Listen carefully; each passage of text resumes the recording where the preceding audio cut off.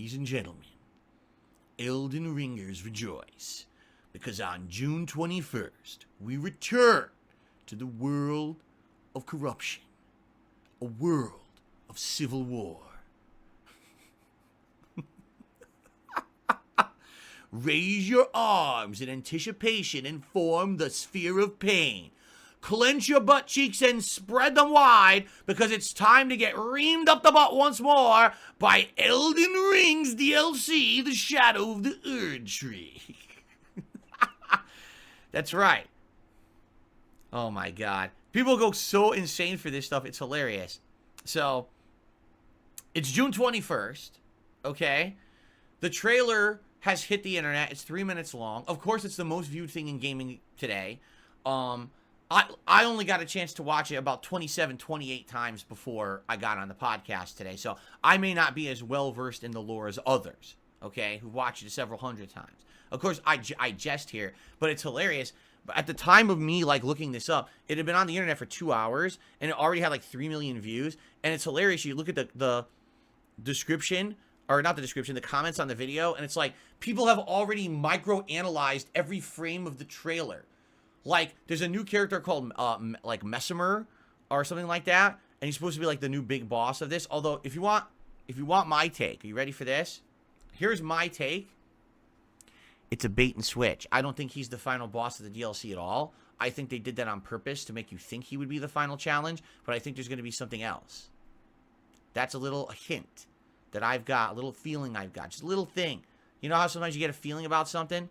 I think that Messimer is not going to be the final boss, that it's a trick. That's what they're using to represent the DLC, but that's not it. There's something else at the end that no one's expecting. That's my take on it anyway.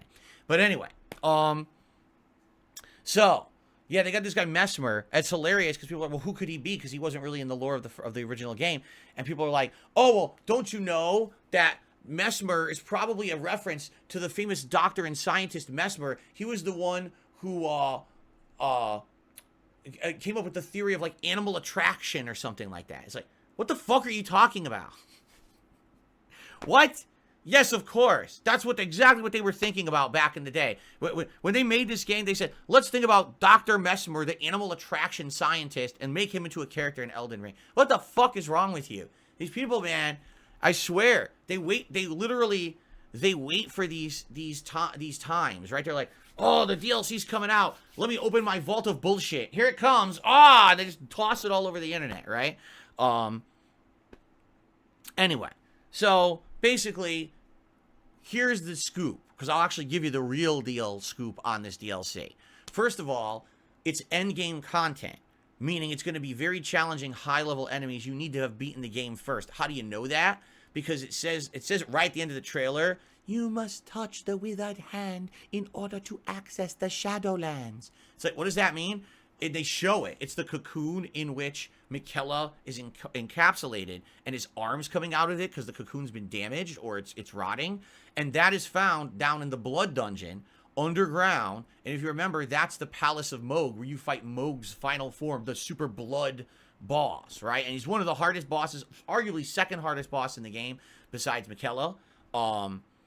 So basically, you have to have gotten down there and beaten him, because then that's what you touch to get access to the DLC. And that's way late in the game. Like, you need to have beaten most of the game to get to that point. So, you know, that's going to be... Yeah, I meant Melania. What did I say? It's Melania.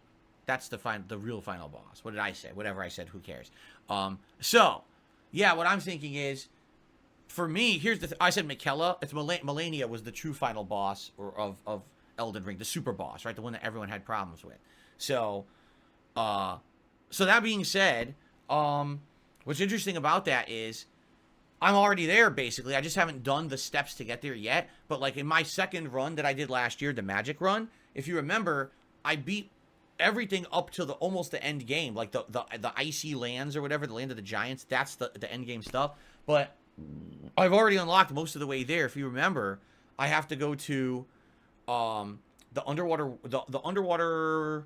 other underwater well area where you fight all the aliens, I think. And the final boss is the first form of the giant alien. And I think once you beat him, doesn't that unlock the magic area where you can fight the dragons, and then there's the fucking moon sorceress's plot line. I'm trying to remember exactly how you access the blood area.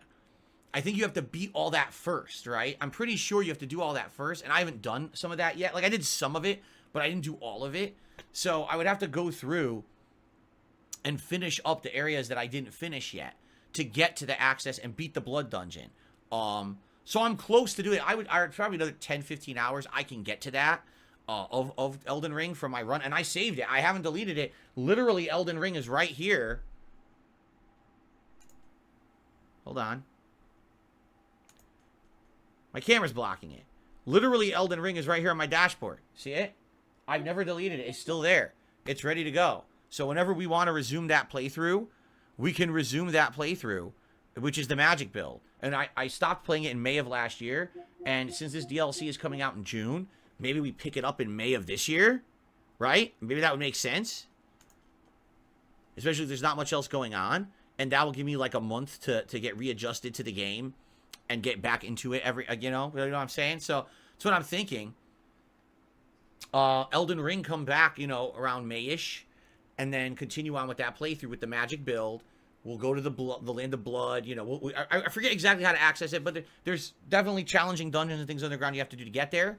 But that's what we'll do. We'll go down there and we'll continue on and go from there. So that's my take. I'm thinking that would be a good time to pick it back up and then get to the point where we know the DLC will be, so I can just continue with the DLC the day it drops. Okay. Now, they show all kinds of stuff in this trailer. If you want to see me fully react to this trailer, here's what I recommend.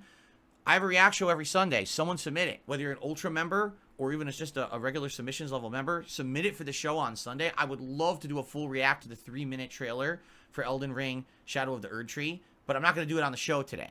Okay? So, in regards to the DLC, they show some different things. And are they showing new elements? Not really. Like, they show new weapons. They show a new magic spell. I don't know what it is. They show, like, a new hand-to-hand combat move. It's like this. It's like a monk doing, like, a flying kick or some shit. It's like, yeah, but I'm not going to use that. You know, I'm not going to use a build like that. So most of that doesn't really affect me or doesn't really interest me, honestly. But some of the bosses look pretty cool. One of the bosses, looks interesting to me, so I'm going to do a minor spoiler here. I'm just going to say a little bit about this boss, and I'm going to give you my take on this. There's a boss that looks to me like a Chinese lion. You know how in Chinese culture, they dress up as a lion? It's usually a 2 or 3 person outfit, and it almost looks like a snake, but has a big golden head, and they dance around in it. It's like a ceremonial lion. One of the bosses looks like that, and apparently has, like, lightning ability, because it shows, like, lightning coming down. And I'm theorizing in my head, I'm like, again, it's a bait and switch. I guarantee you it is. Because if you know the Chinese lion lore, it's not one person. It's always more than one person in the outfit. So how much you want to bet you start off fighting that guy, and that's phase 1. And when you beat phase 1, then it breaks into multiple. How much you want to bet it's a boss that breaks into multiple fights, right? Multiple people to fight at the same time. I almost guarantee you that's what's going to happen.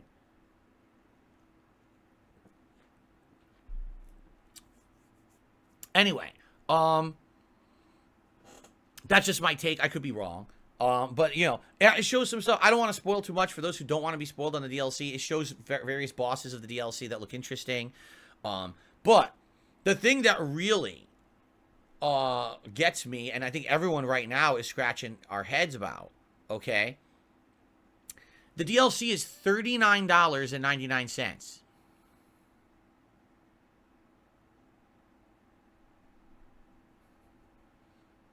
It's the most expensive DLC FromSoft has ever sold. Okay? So, that being said, with that price tag on it, right? You have to believe it's going to be incredibly long. If the main game was $70 and was 80 to 100 hours long, obviously you would expect that a DLC that's $40 is going to probably be around 40 hours long. Now, you could be wrong. Maybe they're going to rip everybody off. Maybe because they took 2 years to make it, and they've decided to beat it, to blow it up as much as they have, you know, hype it up this much. Maybe they're just going to rip everybody off and overcharge. I don't know. But I'll tell you this. If you buy that sucker and you beat it in 10 hours, people are going to be pissed as shit. Like, are you out of your fucking minds? You charge just $40 for 10 hours of content, right? And that's the thing, like typical DLCs for FromSoft games clock in around 10 hours long, right? Take a look at the expansions for Dark Souls 2 or Dark Souls 3. They're not that lengthy. They're good, but they're not that lengthy. Typically, they've gone for around 20 bucks.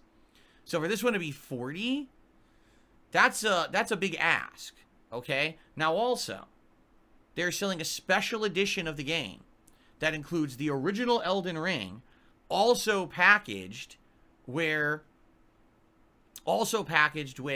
the DLC, and that's going to sell for $79.99. Okay? So that's $80 for the complete package of Elden Ring.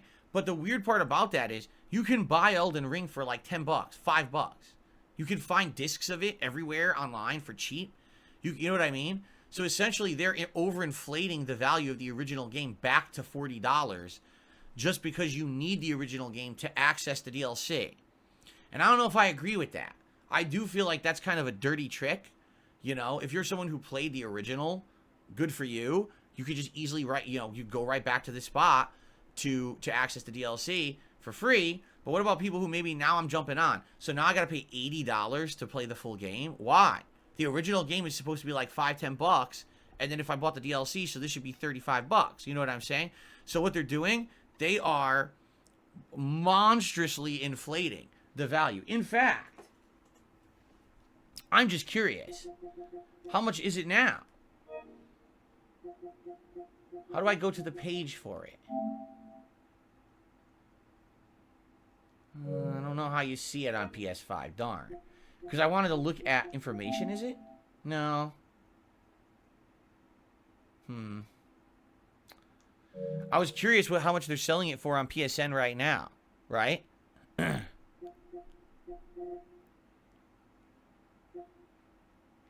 don't think I can find it, honestly. PlayStation Store. Because I already own it, so it's not going to show me how much you have to pay for it, I don't think.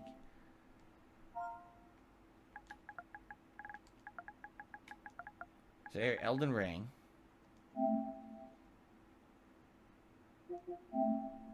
View product.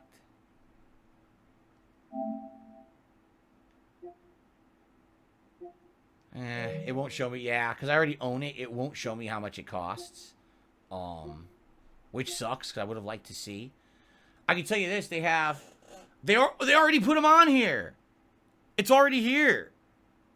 Holy shit. Yeah. So Shadow of the Erdtree Edition is $79.99, and they have a Shadow of the Erdtree Deluxe Edition, which also includes a digital art book and OST. That's it. It's just a digital art book and OST, and it's fucking $20 more. That's just crazy. It's already there. The trailer came out like 5 hours ago. It's already fucking here. So anyway, yeah, so there you have it. I don't know how much they're maybe they're going to charge $40 again. Maybe they reinflated the cost of Elden Ring, because I know it wasn't 40 bucks. Last time I checked, that thing was going for real cheap, and now it sounds like they're reinflating the value of the game again for no good reason besides they want extra money because the DLC is coming out. There are collector's editions as well. I saw one that has an actual statue of Mesmer the Impaler, right? And someone in chat was saying there's another higher end edition that has a fucking a helmet or something. A helmet. And that's what I want to do when I play Elden Ring. I want to wear the helmet. All right. But I will say this: in honor of Elden Ring's DLC announcement today, if we hit the $100 tips goal on either of my streams, I will wear the Knight's helmet, the Dumas helmet today, as the hat. There you go. Excuse me. So, yeah, that's a hell of an announcement. So here's the thing: am I excited for the Shadow of the Erdtree DLC? Yes. Why am I excited? Well, number one, because Elden Ring was a good game.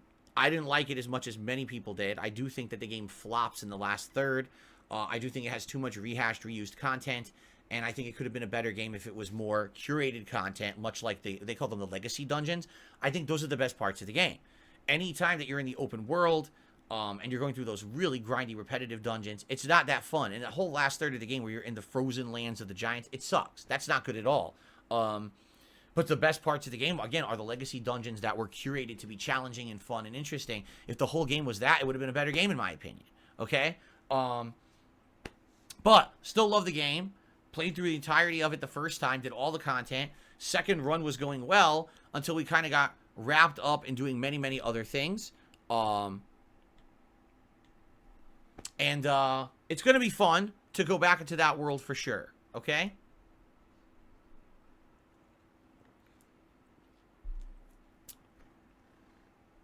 It is going to be fun to go back into the world.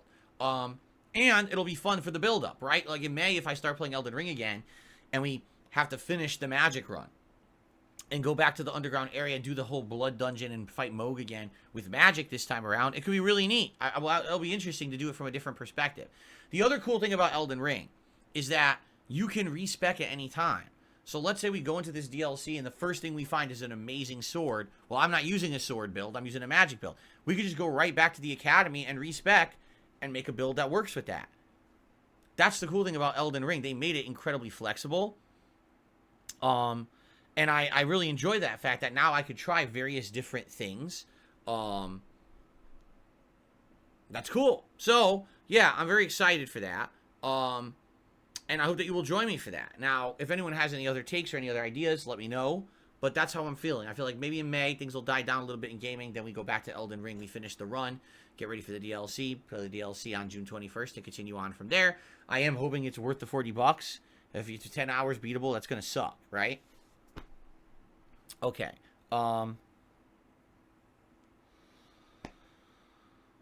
Okay, what else? I'm trying to think off the top of my head. If there's anything else that I want to cover on this DLC before we move on from it. I don't think so. Right? I think we covered all of it. Alright, so that is basically what I've got for you this morning. What I felt like I wanted to talk about. Alright? Covered all the topics. So now what we will do is, so we'll get to shout-outs. We'll do some shout-outs, see what you guys want to talk about, and go from there. We'll start on the YouTube side of things.